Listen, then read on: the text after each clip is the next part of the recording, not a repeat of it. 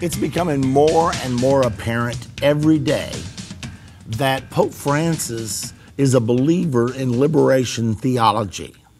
Now, is that a good thing? Is that a bad thing? Most of us probably don't even know what liberation theology is.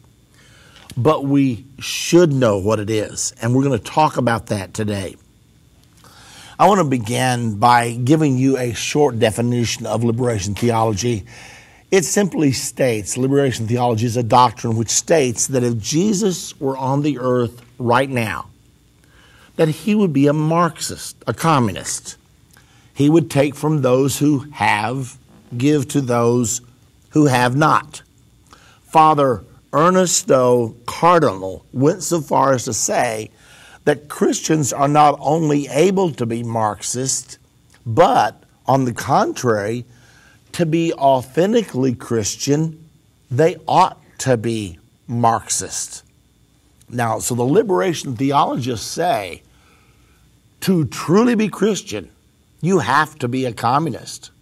They teach that if Jesus were here, he would be a communist. He would take from those who have, give to those who have not, legislate what everybody can make. Doctors, ditch diggers, all would make the same amount of money. Everything would be totally equalized. It would be worldwide socialism. That's the theory. Now, that's not what the Bible teaches, but that's what some people are claiming that the Bible teaches. Let's go a little further so you can get a little better understanding. Liberation theology gained momentum as a teaching among the Catholic Church, and in particular among the Jesuits, beginning in the 1950s, the 1960s, and the 1970s, and has continued to be practiced and believed until today. Now, the rise of the liberation theology movement happened mostly in South America. Many Catholic priests back in the 50s and 60s and 70s laid aside their clerical collars to pick up machine guns, and they actually participated in the revolution, in particular Nicaragua and Haiti. Those are two places that the communists took over, aided by the Roman Church, the Jesuits, and the liberation theologists.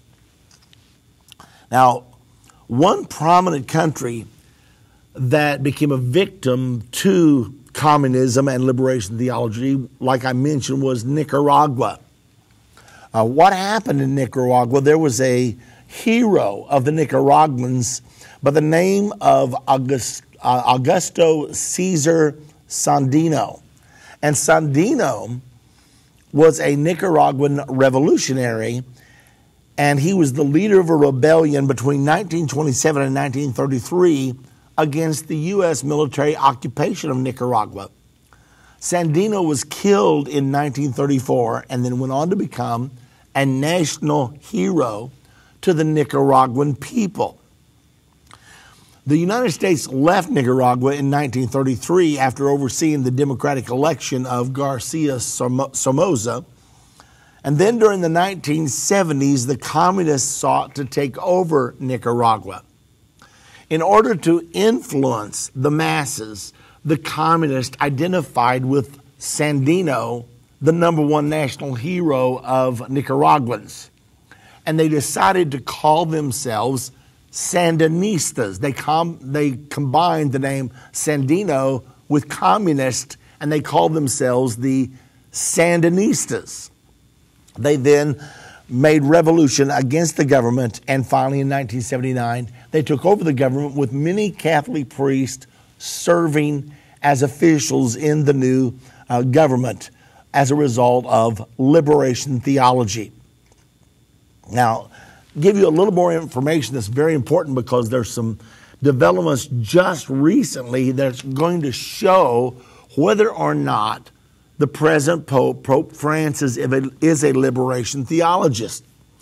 Gustavo Gutierrez gave the liberation theology movement its name with his book, A Theology of Liberation. That was published in 1971. Now, in this book, Gutierrez combined populist ideas with the social teachings of the Catholic Church. He was influenced at the time by existing socialist currents in the church, which included organizations such as the Catholic Workers' Movement and the Belgian Christian Youth Worker Organization. Gutierrez also popularized the phrase preferential option for the poor. Now, I want you to remember that phrase, because that phrase has been popping up repeatedly in the speeches of Pope Francis since he has become the Pope. Everybody scratches their head and said, what's that mean? Preferential option for the poor. Well, that was not a phrase that came from Pope Francis. It came from Gustavo Gutierrez and from his book, A Theology of Liberation, written in 1971. So Gutierrez popularized the phrase preferential option for the poor, which became a slogan of the liberation theology, and like I mentioned, is recently appearing in the speeches of Pope Francis. Drawing from the biblical motive on the poor, Gutierrez asserts that God is revealed as having a preference for those people who are insignificant, marginalized, unimportant, needy, despised, and defenseless. Now, I think most Christians would probably agree with that statement. Now, the Bible tells us that God is no respecter of persons at all, that he loves everybody the same. But yet, Abraham Lincoln said it the best, God must have loved poor people because he sure made a lot of them. Well, today, there's a lot of emphasis, and since Pope Francis took office, he has immediately been demonstrating his opinion that the church should focus on the poor, the homeless, the forsaken. And we know that Jesus came here to save everybody. He loves everyone equally. That's not the point. The question is Marxism the answer? Is Marxism the social justice doctrine of the Church of the Bible? It has now become the social justice doctrine of the Roman Catholic Church. If you'll read the Pope's speeches carefully, he continually refers to social justice. Now, President Obama, he refers to the same thing as economic justice. But this message of social justice is nothing more or less than liberation theology. Now, the theory behind social justice is the government should take control of all the substance and give to everyone equally. This has been tried a lot of times. The Soviet Union tried it, and it ended up being a disaster. What always happens with socialism is everyone ends up being equally poor because it destroys the incentives. It takes away from the producers that produce jobs, and then the poor end up with no jobs. And so consequently, everything begins to slide downward until they can't stand it anymore. And finally, the Soviet Union said, we can't do this. This is not working. We've got to overthrow the system. Well, now then, the system is back because President Obama definitely believes in wealth redistribution. He said it openly. I'm not saying something he didn't say. When Joe the plumber asked him, do you believe in wealth redistribution? And President Obama, before he was ever elected, said, I do believe that the wealth should be passed around. Well, obviously, if everyone could rise economically, and in America under capitalism, the poor are better off than the rich in many countries. But for some reason, there is such an abhorrence of a gap between the rich and the poor. I believe everyone should have equal opportunity, but when you start putting socialist policies in place, it starts destroying the ladder that people use to climb out of where they are to where they want to be. Because once you begin to implement things like health care, then all of a sudden the employers say, hey, I can't afford to pay all this expensive health care, So they start hiring everyone part-time in order to circumvent those laws so that they can stay in business. Others simply go out of business. The paperwork becomes too much. The more legislation and the more government supervision we have, the harder it is to create jobs. You take off all of the, or most of the supervision, all of a sudden people start starting businesses. They get ideas. They want to do things. And it creates jobs. It creates wealth.